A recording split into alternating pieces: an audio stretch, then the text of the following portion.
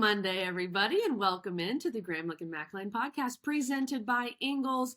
Happy NFL Draft Week to all who celebrate and observe, which Mac really is everybody. I mean, I don't know who does it. It is the official week of the NFL Draft. It feels like not just us, but, you know, everybody, ESPN, everybody has been talking about the NFL Draft since January. Yeah, they have. Come 15th. on. So I'm glad that it's here, and I'm glad that it's finally time to discuss the NFL Draft with renowned ESPN draft analyst Jordan Reid, who is one of the best. You can go find his mock draft all over ESPN. He breaks it down for us in such a great way. And we also talk about the overall quarterback discussion. It's not an ACC topic necessarily. That's going to be fun. But Mac, Jay Reid is he's the best of the best. And I really enjoyed talking with him here. He really is. Listen, this guy has a long history of football. Love what he's doing, the things that he was able to do at his HBCU, who just won the national championship, by the way, North which Carolina is Central. super cool for him. And he actually got to go to their celebration. I think he was either the MC or a guest speaker. And I know that was just amazing for him to be able to celebrate with those young men on just an amazing accomplishment of winning a national title there. It was super cool. He also cracked me up because we were talking about off air. We were talking about kids. Mac obviously has a daughter. I'm about to have a child, which is a terrifying thought. And Jordan Reid has twin girls. And we said, like, Jordan, are you done? And he goes, oh, yeah. He goes, I cannot risk another set of twins. And I thought that is so true. If you have twins first, you know you're perhaps predisposed to do it again. Not predisposed. And yeah, like you have it might happen again. It's genetically in your family or something. You got a twin condition. Yeah, you got a twin condition. And he goes, there's no way that we can go again, because if we have twins again, it's just going to be unbelievable. So I thought that was wise words from Jordan. It was smart. Wise words. It was smart. Okay, it's also NFL Draft Week, which means you're going to Ingles, you're getting your spread. Come on. I talked about this last week, the Buffalo Chicken Dip, which is always a good play, always a good decision. You can dip veggies in it if you want to be a little, weird, little healthier. You also can just go meat, do some wings, do something like that. Mac, on a chill evening, it's NFL Draft, so you're going to be watching from home. Mm-hmm. What would be kind of your chill go-to? Just throw some stuff on the grill. I'm Eric Mackline. I can just whip something up real fast. Let me just tell y'all something. We're never just throwing stuff on the grill. Okay, that was insulting, huh? Very intentional about what we're doing. And I'm gonna tell you, I've already got it planned out. I've already been to Ingles and got it ready for the first round here. We're doing reverse sear ribeyes. I cannot. Of course. Wait. What I can't else would wait. You do? Yeah, duh. I can't wait. So I'm going to tell y'all. So I'm going to give you behind the curtain. This is what I do here. So you cook it super low, like 220, 200 if you want. Some people dip into the 100s, which is scary. I stay above 200 for an hour. So I'm just smoking that thing, super smoky. You're getting all that flavor that stays inside. Another little tidbit here. People think that if you have a Traeger, there's a setting called super smoke. Some people get discouraged because you see less smoke coming out of your smoker. You're like, whoa, there should be more smoke. Here's the deal. It keeps all the smoke inside more, so you get that flavor. It soaks it on in there. And this is the difference, KG. When you do that and you take it off, it's going to look a little strange because it's not, your typical seared look where it's flash fried, whatever. It's going to look like jerky almost. So you take it off of there, let it rest a little bit. Then you crank that bad boy up to 500, put a little butter drizzle, whatever you want on there, a little truffle butter, and then hammer it back. And it's going to searing up. Do that for maybe 2 to 3 minutes each side. Then you've got your perfect steak. You take a butter knife or a spoon. You don't need anything. You just go. It's unbelievable. It's unbelievable. Well, I can't wait. Next time I sear a ribeye, I will do exactly that. But Please look, here's a message from Ingles about their great meat selection. This is what Mac's talking about. Did you know Ingles only sells USDA Choice and Prime cuts of meat? Maybe it's time to reward yourself. Our butchers cut all our meat fresh in the store every day. Grass-fed, organic, you name it. Not only that, we'll even cut it to order just the way you like it. And we grind meat fresh in the store multiple times a day. It's all in the bag. That's the best meat in town for the best folks in town. Ingles, low prices, love the savings. Back again. You know it must be draft time. Jordan Reid, thank you so much for joining us, brother. We really appreciate your time today. I want to start with the quarterback position. Now, there aren't any ACC guys in this top 4 in this, kind of first round here, but it's the topic of conversation with a lot of people. So I'd love to know, of the 4, everybody kind of has circled that are maybe be in the top 10, which is kind of crazy. Who do you think will go number 1 to the Panthers? Well, that's the big question right now, honestly, EMAC. And I don't even think the Panthers know who they want at number 1 overall. They had Bryce Young in for a visit early last week, and then C.J. Stroud is supposed to come in for his visit, his top 30 visit next week. So I think probably the last few days leading up to the draft, I think that's when they'll make the final decision and they'll go with their gut as far as who they want at the top of the draft. But as far as those 2 guys, I think it's going to come down to those 2. Yeah. Which one? I don't think they even know right now. But if for me, I would go with Bryce Young. He's my top-ranked quarterback. He's been my top-ranked guy since the summer. Essentially, he's been my QB1 for a very long time. And everybody talks about the size with Bryce, but I think he's everything that Drew Brees and Russell Wilson were when they were coming into the league. Now, Bryce is a little bit different from a body construction standpoint. He's not as dense as those guys. Russ and Drew, they were thicker guys, and even Kyler Murray, they were thicker guys. Bryce is a little bit more slender. And I know he weighed in at 204 pounds at the combine, but that was water weight, if we're being honest. Let's be honest about that. That was one of the biggest reasons why he didn't throw at the combine. So I'm looking forward to seeing how it all unravels, and we'll see. We have a little over 2 weeks. Yeah. Is there any concern with that? I know size is a factor that, a lot of folks want to point at, but is there any concern about the fact that he was at Bama with generational talent? Like, you look at the receivers that he was throwing to, you could argue they were better than the guys that he's going to step into at either, kind of where he ends up. Is that a concern, or is that kind of something that maybe is overblown?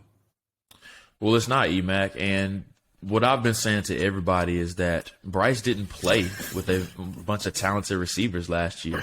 His leading receiver in catches and yards last year was Jahmyr Gibbs, who was a running back. So I think with Bryce, we saw what he was able to do when he had those guys on the perimeter, whether it was Jamison Williams or some of the other talented receivers that they had during his freshman and sophomore seasons. But last year, Bama was kind of down up front, and then also a long receiver too. Ja'Cory Brooks is a player we'll be talking about a little more next year. But as far as the weapons that he had last year, Bryce didn't play with that usual stable like we're used to seeing with Alabama. They've had first-round guys over the past 5 or 6 years, and they just don't have that this year. That's a great point. I think people kind of forgot that Jahmyr Gibbs was his leading receiver last year. Jordan, before I ask you about the other 2 quarterbacks that are kind of near the top, I'm just curious from a planning perspective here. When do you start the draft of your 2023 mock draft, which is currently on ESPN.com, all 7 rounds, insane? When do you start that process? And do you already have your Google Doc going for 2024, I assume? Yeah, so it's funny that you asked that, Kelly. The draft is a 12-year job, and everybody gets excited about it in February and March when the combine and things like that get here. But for me, it's a 12-month job. And, you know, I usually take the month of May off. That's really when I start to collect my list for the following year. But once June gets here, I'll start researching background, start reaching out to sources, asking coaches, just trying to figure out who these players are off of the field. I can determine who they are on the field. I can cut on the film and determine that myself. But just asking around coaches, position coaches, head coaches, guys that I've seen on the road, scouts, that's really when I start to develop an off-the-field perspective about it, just because it's easy to develop and turn the film on and see who they are on the field. But the tough part about our job is just judging the person off of the field. Well, I know you're looking forward to May. I hope you have a huge vacation planned as we're recording this in April. So let's talk about Will Levis and Anthony Richardson. It's Mac and I were joking. We were on the phone this morning, and I heard some guys on SportsCenter, I forget who it was, talking about Anthony Richardson. He's got all the measurables. He's a freak. People love him, but he struggles with accuracy and decision making. I'm like, well, that's what quarterbacks do. So we know that NFL teams will reach a bit for some of these guys that could be generational specimens in terms of their athleticism. I've seen in your draft, I think you had Richardson 3, Levis 4. Do you feel like those are reaches? I mean, is that something you would do? I know you're trying to predict what these teams will do. Do you feel like those guys are worthy of top 5 picks?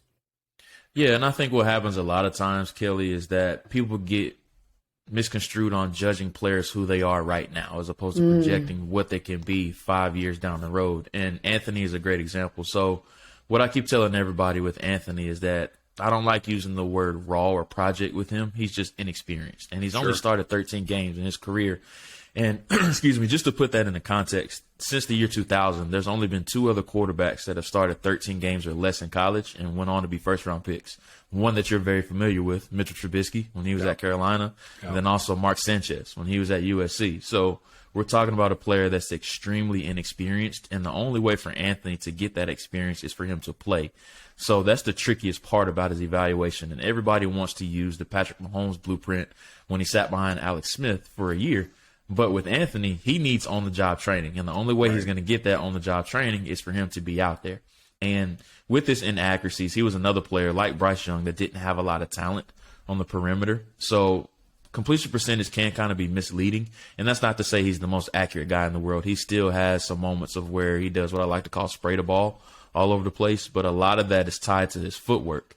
And a big reason of that is just because psychologically what he's seeing, the defensive structures that he's seeing, he's just never seen it before. So his feet are very chaotic, and it just doesn't tie with his upper body. So his upper body and his lower body don't really marry up a lot just because of what's going on mentally with him. So he just needs a lot of experience. Now, on the opposite end of the spectrum, Will Levis is a little bit of a different case. It just, with Levis, you don't know which player you're getting. Am I getting the 2021 version of him, or am I getting the 2022 version of him? So he's a player that has all the physical traits that you want at the position. It's just a matter of which player am I getting with Levis. Yeah, but both of those guys, man, I feel like it's so bang or bust with what you're going to get, because athletically they're freaky, and we've seen them do stuff that it just makes you scratch your head. You're like, how was that physically possible for a quarterback, to just do that? Then they test very well. They're throwing the ball all over the yard.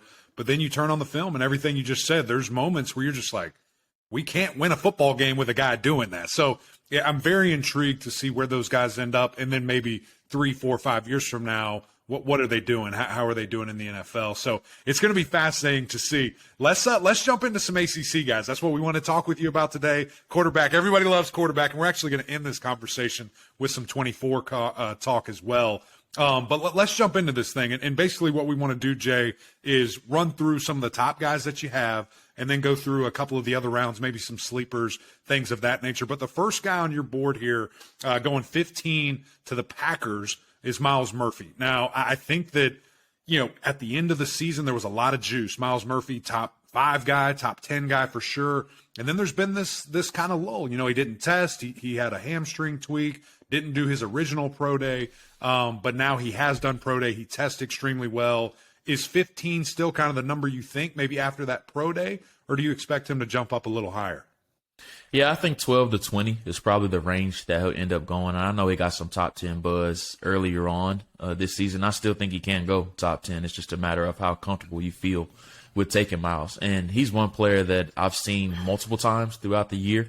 I was at his best game. I was there live scouting him against NC State that night game. The atmosphere was electric there. I think Clemson was ranked 4th or 5th at the time, and NC State was in the top 10 too. So the atmosphere there was electric, and I think he had a couple sacks in that game. He was very impressive. Every bit of 6'5", 275 pounds, ran in the low 4.5s at his pro day, which was a great time for him.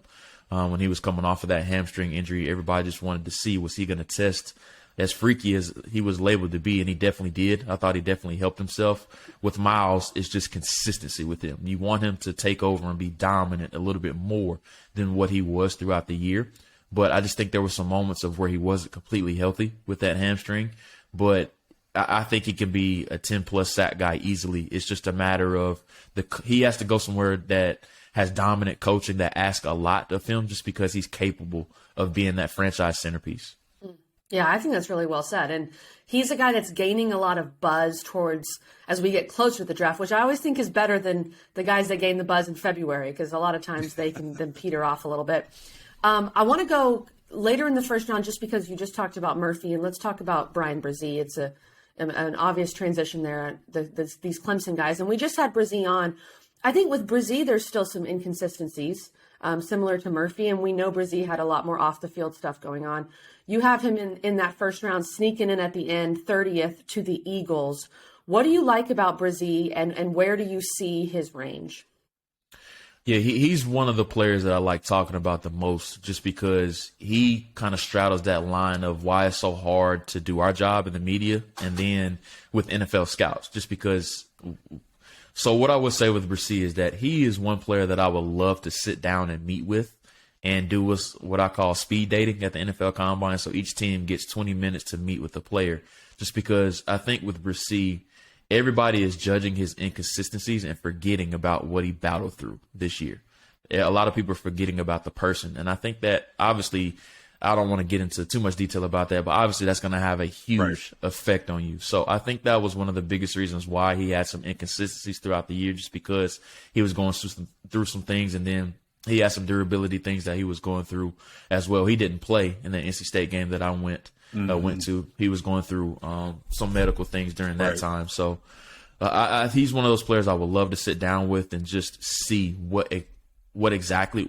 Obviously, we knew exactly what was going on, but just break down and see the moments that may have negatively affected him in some moments. But the talent, I mean, that's not a question at all. Yeah. We've seen what he's capable of doing. It's just a matter of, can he do that consistently? And similar to Myles Murphy, can he take over those games? Even post ACL injury, I thought he was outstanding. Pre ACL injury, I thought he was one of the most dominant players in all of college football. I think he is a guy that kind of similar to Richardson when you're talking about those games, and just he needs more ball, and a guy that I think he considered coming back, but this was kind of his plan. And when you see the first round buzz, it's hard to pass that up. But I think when he gets into a system, he's just going to thrive. A young man that is a dominant force of nature, 6'5", 300 pounds, running a 4.8. I mean, that's freaky for a defensive lineman, man. And I just wanted to add this, EMAC. I thought he played out of position a lot last year. In the bowl game against Tennessee, they were rushing him off of the edge, playing him at 5 technique.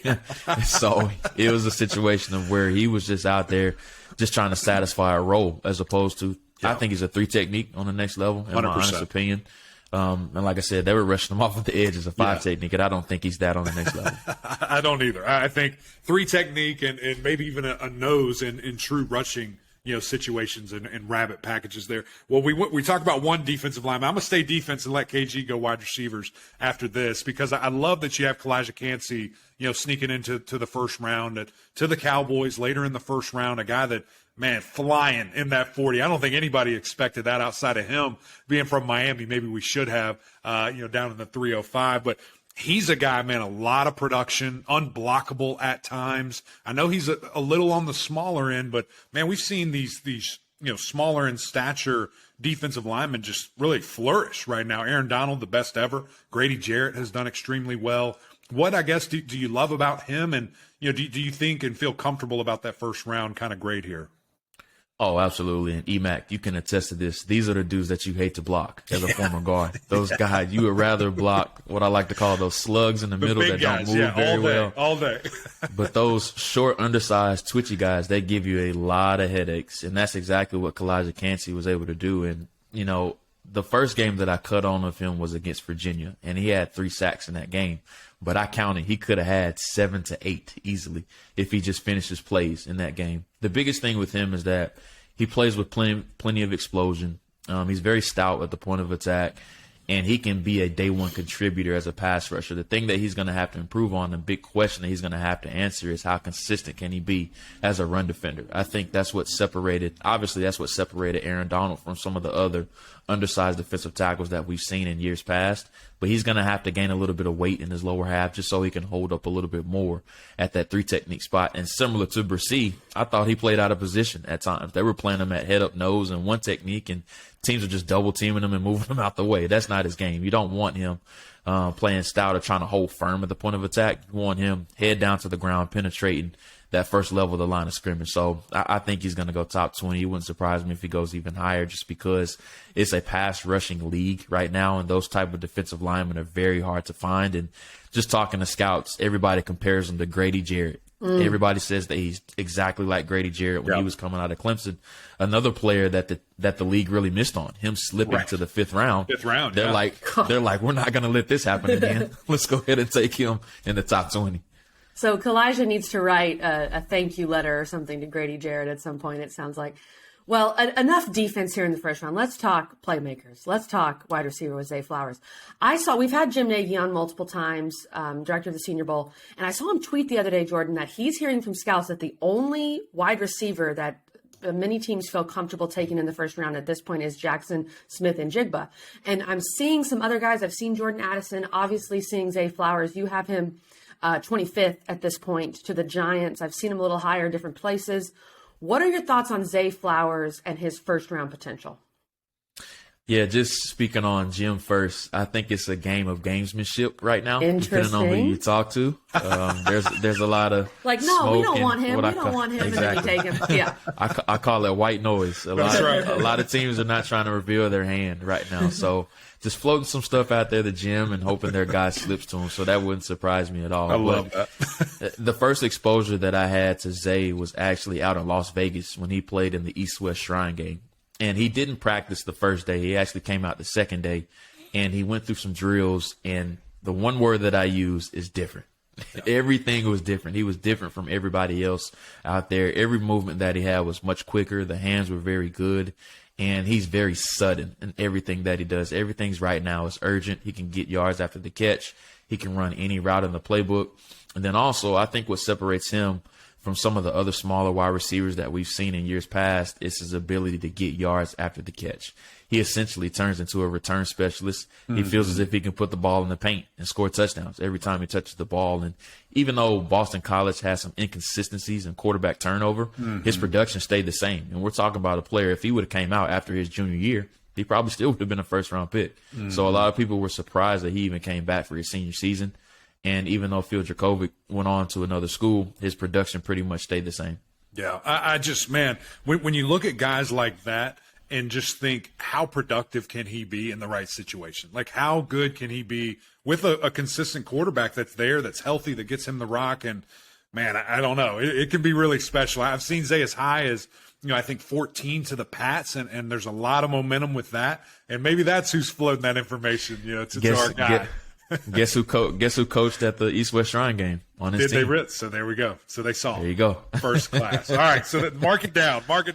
That'll happen. Let's change to another wide receiver, Josh Downs, who very similar in a lot of ways. I'm not sure if you got to see him in person, but from a measurable standpoint, it's the same player. Josh maybe a little bit more explosive when you look at the vertical and broad jump and things of that nature, but the things that they can do, the twitchiness, Josh maybe a little bit more kind of make you miss in a phone booth type guy, but I see a lot of similarities in those two young men.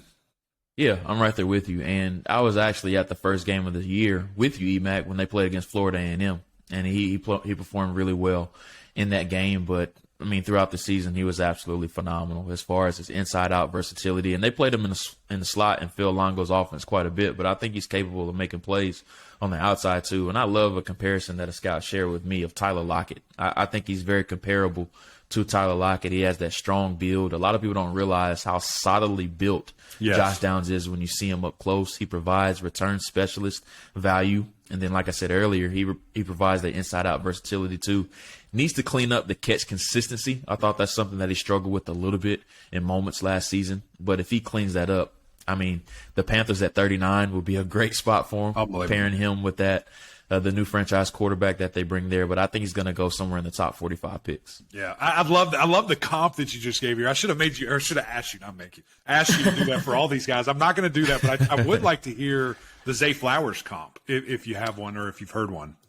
Steve Smith has been the one. Oh, man. Come on. Steve Smith has been one that's been very, very common with him. Similar type of attitude, that alpha mentality. Steps on the field he feels as if he's the best player out there every time he steps on the field. So Steve Smith is one that's been very, very common with Zay.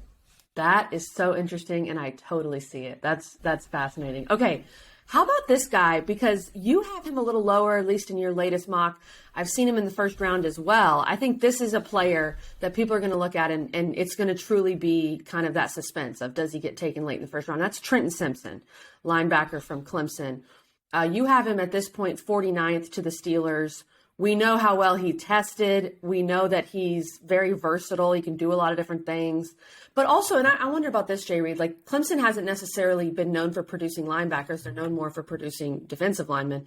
Isaiah Simmons has changed that perhaps a little bit. But what are your thoughts on Trenton Simpson overall? Yeah, he's a very interesting player. Another player, obviously, that I got to see up close to. Really impressed with his physique. I did not know he was 6'3", 230 plus pounds. It's freaky, and man. He's every bit of it too. Very muscular and tight build. He's everything that you want at the position. He's another player that I thought that kind of played out of position a little more so last year. He played more will linebacker during the sophomore year, but last year they were kind of using him in the middle, and I thought they should have used him a little bit more as a blitzer, some at safety, and then what we saw during his freshman and sophomore seasons. But the NFL has kind of shied away from these versatile players just because being versatile isn't always a great thing, and we've seen that with Isaiah Simmons of where you can have a lot of versatility, but you end up being a master of none of those positions. So with Trenton, you're going to have a very specific plan for him walking through the door. Let him master that will linebacker position first, and then start to use him at various different spots. And, here goes another comp for you, Emac. So the player that he's been comped to is Jeremiah Owusu-Koramoah when he was coming out of Notre Dame. Another player that had a specific skill set that you had to use in a certain area. Let him master one area like Cleveland has been able to do, and then start to use him as a blitzer, using him in those NASCAR packages on third down, and just allowing him to wear a bunch of different hats. Yeah, I love that comp. And what's interesting, I thought Wu was going to be a first rounder, and he didn't end up. I think he slid to maybe the third round or maybe the second, but I thought that was a guaranteed lock, maybe similar to what I think here with Trenton. For me, man, like you start him going after the quarterback, like let him feast there and then allow as he learns and grows and things like that to be maybe a true linebacker. I think that just makes a lot of sense. He's naturally gifted with all those, talents and things, getting after a guy, just see ball, get ball, put him in packages. And maybe that's not worth, a first round pick. I'm not sure. So will be interesting to see what he can do there. How about we slide into the trenches right here with Matthew Bergeron? He is a young man that I think the Senior Bowl did a lot of good, just getting in front of those guys, very talented, not a super high profile place like, Syracuse, but they've produced some good talent for the NFL these last couple of years. I think he's a guy that, man, can really impress people. I don't know if he can slide into the back of the first round, but seems like a lock for the second round. Yeah, there's a lot of excitement about him, especially what he showed on tape this past season, and then also him getting progressively better at the Senior Bowl once he gets that NFL coaching in his corner. That's something that a lot of people wanted to see. A fantastic run blocker. I mean, he's ready from day one as a run blocker, but he needs to improve in pass protection. And the one game that I'll point to that kind of exposes his flaws a little bit was against Florida State. He had a rough time. Jared Verse gave a lot of people a lot of tough times last year. Especially that game. It just seemed like Florida State couldn't do anything wrong against Syracuse that game. Yeah, and so he needs to get better. He needs to clean up the pass protection aspect of it. That's what I think is going to keep him out of the first round, just because you want more so of those tackles that are really good pass protectors, and then you can improve their run blocking as their career goes along. You don't want the inverse of that in the first round, but I think he needs to go to a system that just allows him to move forward and maul people at the point of attack, but also he has the versatility and athleticism to win with angles too. So I think he's a versatile player, but landing spot and development is going to be really big for him. What would you start him at guard, or is he a left tackle till he proves he can't be? I would try him at tackle first. Okay. I'm a big fan of let guys show that they can't play tackle first and then slide them inside, just because tackles are so hard to find and it's a premium position. So I would allow him to show me first that he can't play tackle on the next level before I slide him inside the guard. What about Keon White? Keon White is someone, and he was the guy I was thinking of when I said you don't really want to be buzzing in February, you want to be buzzing in April. I feel like he got a lot of buzz in February and then maybe has died off a little bit. You have him 59th. I've seen him, closer in the second round. Some people were talking first round a couple months ago. So what's going on with Keon White from Georgia Tech? Opinions are kind of all over the place on him, honestly, just because, he had a great year at Georgia Tech last year, but we're talking about a player that 3 years ago was playing tight end. So he's still relatively new to the position, but so much explosion off of the edge. They played him off of the edge. I think he can slide inside and be a 3 technique. So he has a lot of versatility which is going to help him a lot in draft rooms. It's just a matter of where exactly do you have him graded? Do you beef him up 10 more pounds and slide him as a 3 technique, or do you let him be a 3-4, 4-eye, or a 4 technique in a 3-down defensive front? So there's so many different opinions about him just because of the various positions that he plays. But I still think he goes somewhere inside of the top 60. And him being an older prospect, him being 25 years old as a rookie, it may hurt him a little bit in some draft rooms. But I think for most teams, he's going to be a top 60 pick on their board. Yeah, it is going to be fascinating just because, again, hasn't played a ton of football at the position. You know, what is this guy going to be able to do? I want to get to some quarterbacks, but we have a big chunk here to kind of, as we're wrapping up here, Jay. The 5th round is where NFL teams are made. You know, when you look at day 3 specifically, that's when you can find these diamonds in the rough or you know, maybe guys that people just slept on, things of that nature. So when you look at day 3, and I'm sorry, you probably don't have your list in front of you, but if there's a guy that maybe you have really liked scouting or fallen in love with that, you know, isn't quite a day 2, day 1 guy, but who's a guy that really you've just fallen in love with and think can do some work? Well, the great thing about studying all these guys is that you can just reel them off the top of your head. That's right. Just reel them off the top of your head. One player that has a lot of love right now, I have a 4th round grade on him, but I can see him going as high as the 2nd round, is YaYa Diaby. Yes, come on.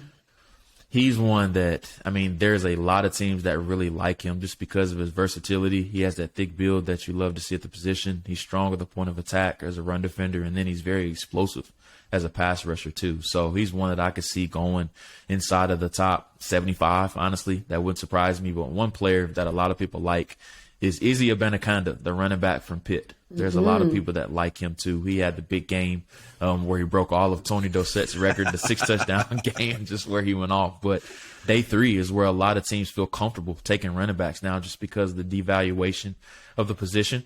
And we've seen players like Isaiah Pacheco and some of these other players in years past go on to be key starters that were selected in day 3. So Izzy is getting a lot of love in league circles right now. And Izzy is only 20 years old, which people, I think, like compared to a guy like Keon White who's 25 years old, who, you know, could be Izzy's father, it feels like, the way people are talking about that. Yes, I agree with you on both of those points, Jared. I think it's just going to be fascinating. Again, check out his mock draft. I mean, I can't even imagine the work that goes into this.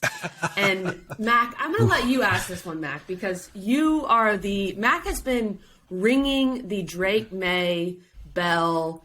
I think maybe the day Drake was born. Mac, I know that was a while ago, but Mac has been all over it. So let's talk some 24 quarterbacks here before we get Jay well, Reid out of here. that's exactly right. And Jay was there with me. He saw it. You know, that that's first right. game. You know, when they're playing FAMU there, and Jay, I'm sure you heard similar things, but Coach Mac Brown told us before the game, we're still kind of up in the air. Drake's going to start the first couple, whatever. And then I'm like, I don't know if you see what I see, but this kid is unbelievable. And then kind of after that game, I'm like, okay, this dude's probably going to be a first round pick. And then 3-4 games in the season, I'm like, okay, this guy's going to be the pick. I mean, is that the hype? Is that what you're thinking? I know we got our guy Williams out to the west that, you know, maybe is saying, hey, don't forget about me. But just when I look at the size, I look at the demeanor, I look at the athleticism, it's almost like, how can you mess this up?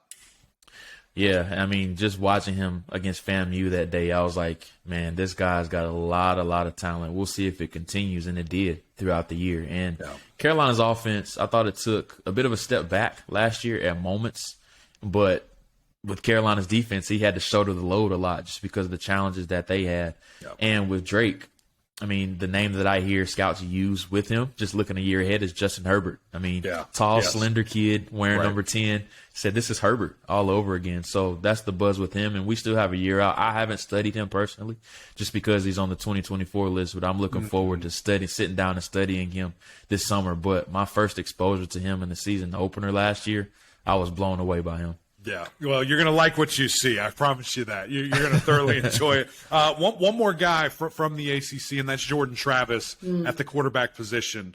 We have seen the NFL, be certainly all in on mobile quarterbacks and guys that can go around. But Jordan showed last year that he can well throw the ball, make decisions, run an offense to a super high level. What do you think, about him and what he can do? Yeah, he's another that really surprised me last year. So I'm actually a Florida State fan, believe it or not. Come on. I was a big comes Peter out. Warwick. I was a big Peter Warwick guy growing up, so I've always been a Florida State fan. But he was a big surprise to me last year, and he just continued to get better game after game after game. From that LSU opener, season opener last year, that thrilling game, all the way through the conclusion of last season. I thought he just continued to get better. And he just has that ability to just make plays, something out of nothing. He just continued to do that week in and week out. And there's a lot of hype around Florida State, probably going to enter the season next year as a top 5 team. So I'm a little nervous about that. Coach Norvell's doing a heck of a job of bringing some transfers in there. Got Jared Verse on the defensive side, some other players that they're really excited to get back to. So, the war chant is going to be going. It's going to be going in this household.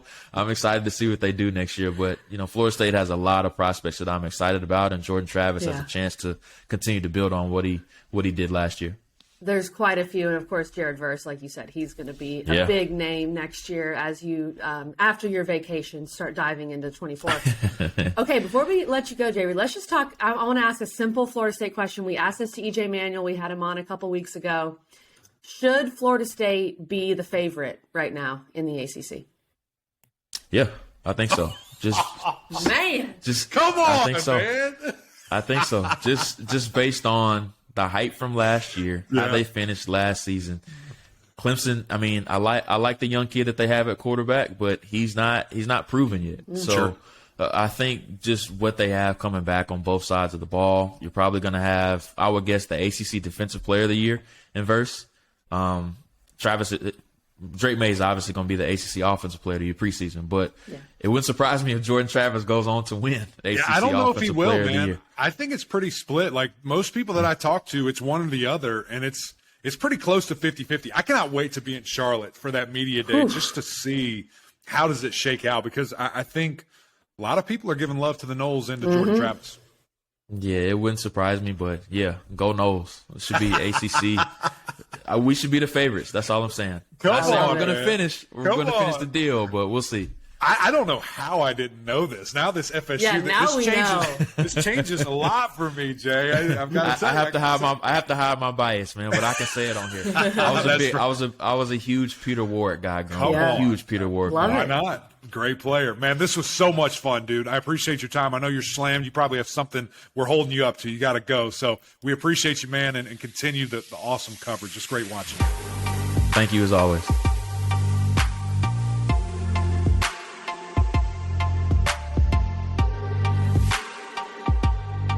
Jay Reid with all the knowledge, all the nuggets. I am so ready now for the NFL draft. Really appreciate his time, Mac. And before we get out of here, I want to give our final predictions here to the two big questions. How many ACC guys go in the first round, and which ACC guy goes first? Like it. Would you like to begin, or shall I? No, ladies first. Ladies first. Okay, good, because I've got thoughts. Let's just do. Hold on. Let's do first. How many guys? Let's just do how many guys. I think 4. Oh. I think 4 going not in order. Who are they? Well, then I'll just throw out my order. I'll go alphabetically. Bryan Bresee. Okay. Zay Flowers. Okay. M comes before K.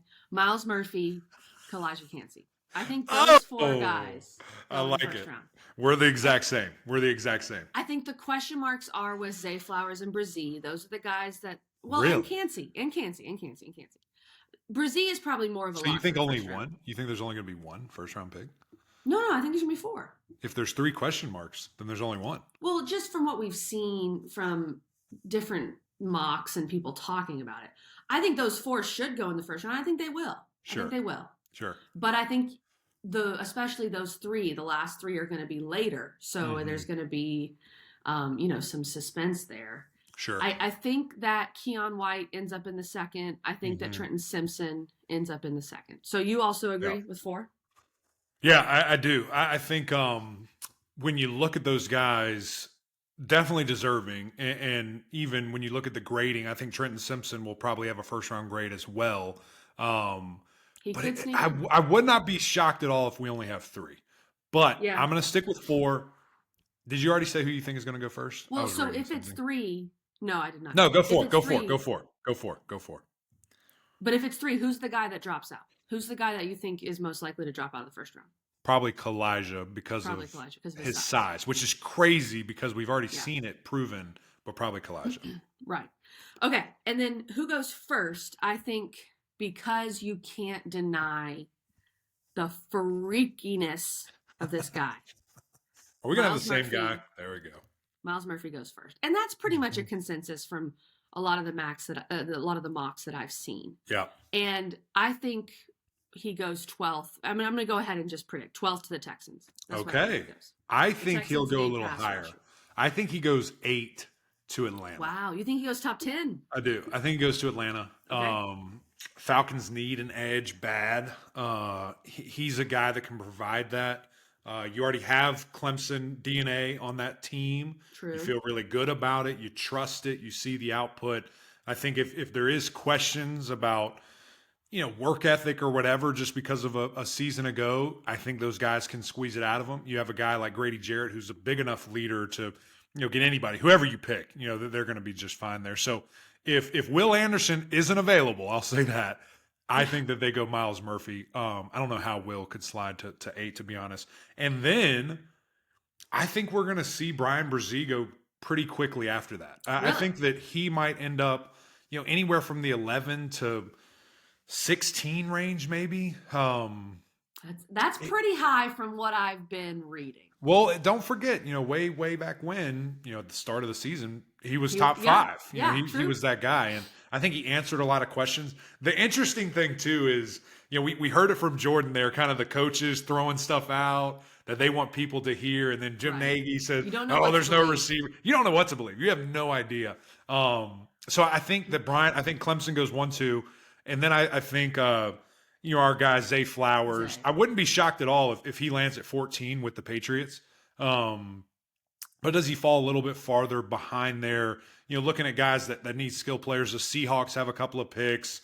Does Tampa Bay get another, kind of weapon there? Or does he fall even farther to like the Eagles or the Saints or the Bengals? The Bengals probably don't need a receiver. But, looking at all those guys, I think that's the surefire locks. And then where does, Calijah end up? Does he go to Jacksonville at 24? Does he go to, any of these guys kind of on the back end, the Dallas Cowboys, the Eagles, the Saints? A lot of these different guys are kind of in the mix for, do they go skill players or do they pack in that defensive line and really solid up there? The highest I've seen Calijah is 18th to the Lions, which would be I like that. It's great for him. Yeah. And selfishly, as someone who's become a bit of a Jags fan, I would love to see either Calijah or Bresee 24th to the Jags. Sure. I think Clemson fans would love Bresee 24th to the Jags. Oh, add him up. If he's there, I bet they take him. If he's there, yeah. All right, we shall see. We'll see, KG. It's time. I cannot wait for this draft. It's going to be a lot of fun to see where these guys land, where their new home will be. And we'll have stuff, NFL fans, we'll have it all ready for you. Interviewed a lot of these guys. So we'll be sure to post that when these guys land and get their team. But that's it for us. Another great episode of Gramlich and Mac Lane. Thank you guys for tuning in. Our great friends at Ingles, all their support and the things that they're able to help us do on this podcast. We appreciate them. If you're not on YouTube, go check it out. Go subscribe, jump in the comments. We love to hear from you guys. Doing a lot of fun things over here, a lot of cool videos you need to see. You need to check it out. Some recipes, some cooking, some salad bar, creating whatever you want. Some salads. That's right. We get it going. We get it going for you. And, of course, the OGs over on Apple Podcasts. Rate, review, subscribe there. We would greatly appreciate that. But until next time, we'll see y'all.